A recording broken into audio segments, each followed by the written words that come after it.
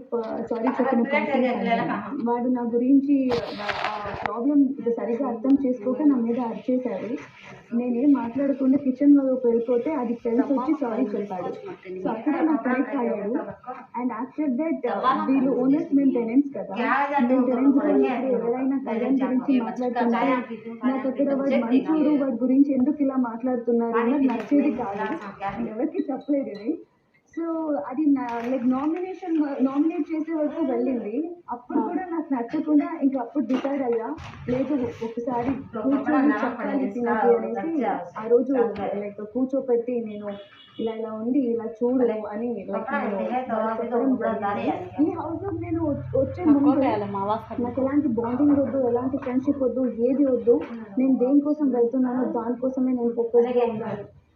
Lights on ఉన్నప్పుడు నా work చూసుకోవాలి, లైట్స్ ఆఫ్ అవ్వగానే పడుకొని నా లైఫ్ నేను చూసుకొని రావాలి అనుకుని వచ్చా. ఒకవేళ ఒక టాస్క్ అంటూ వస్తే, ఒక గేమ్ అంటూ వస్తే అందులో నేను లేను అని అంటే నన్ను నాలో చూసుకుంటున్నాను ఒక పర్సన్లో అంటే కళ్యాణ్ రావాలి. వాడు గేమ్ లో ఉన్నాడంటే ఒక్కటే చెప్పేదాన్ని, చెప్పేదాన్ని నువ్వేమైనా చేయి, దీంట్లో నువ్వు గెలిచి తీరాలి, లేకపోతే మీ అమ్మ నాన్న బాధపడతారో లేదో దానికన్నా ఎక్కువగా నేను బాధపడతా, నువ్వు గెలవాలి అనేసి. అండ్ లాస్ట్ అండ్ ఫైనల్ ఒకటే మాట చెప్తా, ప్రతి ఒక్క ఇంట్లో ప్రతి ఒక్క లైఫ్లో ఇలాంటి అబ్బాయి ఉండాలి. మరి అలాంటి మా జవాన్, మా సోల్జర్, మా కళ్యాణ్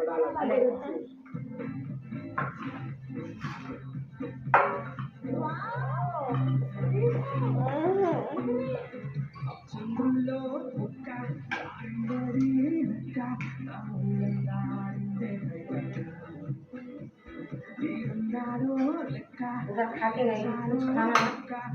గుండెల్లో పోతా